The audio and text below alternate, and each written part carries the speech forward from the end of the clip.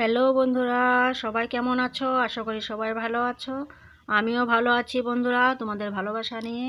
তো আজকে আমি তোমাদেরকে দেখাবো, এই দেখো এখানটায় কিছু ট্যাংরা মাছ আমি নিয়েছি। এগুলি কাটবো কিভাবে এবং রান্না করব কিভাবে সমস্তটাই আজকে তোমাদের কাছে শেয়ার করব। তো বন্ধুরা, আশা করি তোমরা ভিডিওটি সম্পূর্ণ দেখবে, সবার কাছে অনুরোধ রইল। তো দেখো বন্ধুরা, এখানটায় আমি জলের মধ্যে 2 টুকরো লেবু আমি চিপে নিলাম এবং মাছগুলি আমি ঢেলে দিচ্ছি। তো লেবু দিয়ে চিপে মাছ কাটলে কি হয়, মাছের যে একটা পিছল পিছল ভাব থাকে ওইটা কমে যায় এবং অতি সহজে মাছগুলি কেটে নেওয়া যায়। তো আমরা তো সবাই রান্না করি, সব কিছুই করি, মাছও কাটি, কিন্তু কিছু পদ্ধতি যদি আমরা প্রয়োগ করি তো আমাদের কাজের মাধ্যমে কি হয়, সুবিধা হয়, আমাদের সহজ হয়, আমরা অতি সহজে কাজগুলি আমরা করে নিতে পারি। তো দেখো এখানটায় আমি তো মাছের মধ্যে লেবু চিপে জলের মধ্যে নিয়ে নিয়েছি। এখন মাছগুলি আমি যে কাটবো, খুব সহজেই আমি মাছগুলি আমি কেটে নেব, এক এক করে সমস্ত মাছ আমি কেটে নেব, কোনো অসুবিধা হবে না এবং খুব সুন্দর একদম পিছল ভাবটা যে একদম থাকবে না, সুন্দর করে আমি কেটে নেব। তো দেখো এখানটায় তো আমি মাছগুলি সুন্দর করে কেটে নিচ্ছি। দেখো তোমরা একদম দেখতেই পাচ্ছ আমি মাছগুলি কি সুন্দর করে কাটছি। আর ট্যাংরা মাছ কিন্তু কাটা অল্প কষ্ট হয়, কেননা কাটাগুলি অল্প শক্তও থাকে, কখনো কখনো হাতের মধ্যে বিঁধে যায়। তো দেখো এখানটায় মাছ কাটা আমার হয়ে যাচ্ছে। তো বন্ধুরা, তারপর আমি মাছটা যে রান্না করব এটাও আমি তোমাদের কাছে শেয়ার করব। সব সময় তো মাছের রেসিপি শেয়ার করি, তো আজকে কিভাবে কাটা এবং কিভাবে আমরা তৈরি করে আমরা রান্না করি ওই সমস্তই আজকে তোমাদেরকে সম্পূর্ণ ভিডিওতেই দেখাবো। তো দেখো এখানটায় আমার কাটা হয়ে গেল, মোটামুটি হয়ে আসছে মাছ কাটা।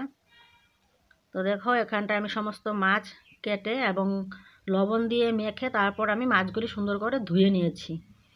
ধুয়ে নিয়ে তারপর এখানটা আমি নুন হলুদ দিয়ে আমি মাছগুলি সমস্ত আমি মেখে নিচ্ছি। আর এখানটায় আমি সর্ষে আর কয়েকটা কাঁচা লঙ্কা আমি নিয়ে ভিজিয়ে রেখেছি। আর এখানটায় পেঁয়াজ আদা এখানটায় নিয়েছি। আর এটা আমি নিয়েছি, কেটে নিয়েছি। তো এটা আমি শিলপাটাতে আমি বাটবো। তো এখানটায় দেখো মাছগুলি আমি মাখা হয়ে গেল। আর এখানটায় কাঁচা লঙ্কা, ধনেপাতা আর পেঁয়াজ কুচি আমি নিয়ে নিলাম। তো এখানটায় আমি পেঁয়াজগুলি কিন্তু অল্প কুচি কুচি করে সরু সরু করে আমি কেটে নিয়েছি। এই যে দেখো একদম মিহি মিহি করে আমি কেটে নিয়েছি। তো এখানটায় দেখো আমি মশলা কিন্তু আমি আজকে মিক্সিতে দিই নাই, আমি শিলপাটাতে আমি বেটে নিয়েছি শুকনা শুকনা করে। আর এখানটায় কয়েকটা মটরশুঁটি আমি নিয়ে নিলাম। তো এখন আমি কি করব, দেখো মাছটা আগে নুন আর হলুদ দিয়ে আমি মেখে রেখে দিয়েছিলাম কিছুক্ষণ। তো এখানটায় দেখো মাছ আমার আগে যে আমি মাছ আর নুন আর হলুদ দিয়ে মেখে রেখে দিয়েছিলাম, এটার মধ্যে আমি পেঁয়াজ বাটাটা দিয়ে দিচ্ছি। দেখো আজকে পেঁয়াজ বাটাটা কিন্তু শুকনা শুকনা। আর এই যে দেখো কি সুন্দর একদম শুকনা শুকনা করে এখানটায় সর্ষাটাও বেটে নিয়েছি, সর্ষা আদা একসাথে সমস্তটা আমি বেটে নিয়েছি শিলপাটাতে। এখানটায় দেখো পেঁয়াজ কুচিগুলো আমি দিয়ে দিচ্ছি। তারপর আমি দিয়ে দেব পেঁয়াজ কুচির পর আমি সব কিছুই দিব, হলুদ দিব, নুন দিব, শুকনো লঙ্কার গুঁড়ো দিব, সব কিছুই দিব। তো দেখো এক এক করে আমি সব দিলাম। এখানটায় দেখো মটরশুঁটিও দিয়ে দিলাম।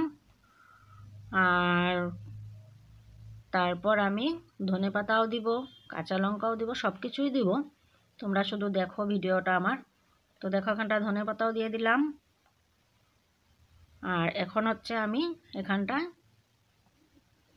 নুন হলুদ আর লঙ্কার গুঁড়ো সব কিছু দিয়েছি। এখানটায় আমি কাঁচা তেল আমি অ্যাড করে দিচ্ছি। ঠিক আছে, এখানটায় আমি কাঁচা তেলও দিলাম, কাঁচা তেলের পরিমাণটা অল্প বেশি। এখন আমি সমস্ত আমি একসাথে মেখে নিচ্ছি।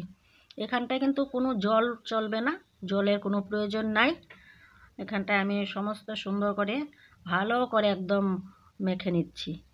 মেখে নিয়ে তারপর আমি একটা বাটিতে নিব, পাত্রে একটা নিব, নিয়ে আমি এটা ফোড়ন হবে না, ফোড়ন ছাড়াই হবে, এটা ভাপে হবে। এটা আমি ভাপে রান্না করব। ভাপে তো অনেক কিছু মাছে রান্না করা যায়, ইলিশ, বোয়াল, অনেক পাবদা, অনেক কিছু, অনেক ধরনের মাছ। তো এরকম ট্যাংরা মাছটাও করা যায় এবং হয়তো অনেকে করেছো, তো আমি এইভাবে করছি, তোমাদেরকে দেখাচ্ছি। তো দেখো এখানটায় তো সমস্ত হয়ে গেল। এখানটা আমি একটা বাটির মধ্যে কি করলাম, এখান থেকে আলাদা বাটিতে মেখে নিয়েছিলাম, তো এখন আরেকটাতে তুলে নিচ্ছি। তুলে নিয়ে তারপর আমি এটা ভাপে দিব। তো দেখো আমি একটার থেকে আর একটাতে আমি নিয়ে নিচ্ছি। দেখো সমস্তই কিন্তু ভালো করে আমি মেখে নিয়েছি খুব সুন্দর করে। তো দেখো এখানটা আমি কয়েকটা কাঁচা লঙ্কাও দিয়ে দিলাম, আর অল্প ধনেপাতা দিয়ে দিলাম। ধনেপাতা দিয়ে তারপর আমি এটা ঢাকান দেব।